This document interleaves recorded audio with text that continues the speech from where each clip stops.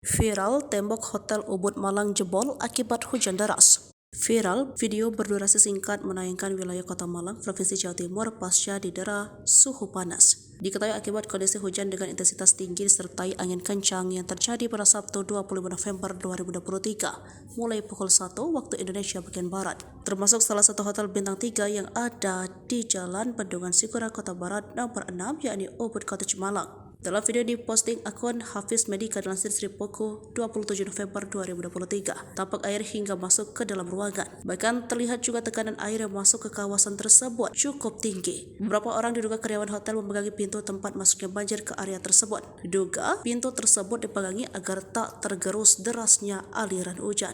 Tampak juga halaman Ubud yang dipenuhi dengan air berwarna kecoklatan. Bahkan air kolam renang yang berada di depannya juga berubah warna menjadi coklat menyatu dengan air banjir. Dari penjelasan tamu Ubud Cottage Malang atau pengunggah disebutkan bahwa penyebab banjir di Ubud tersebut karena adanya tanggul yang jebol.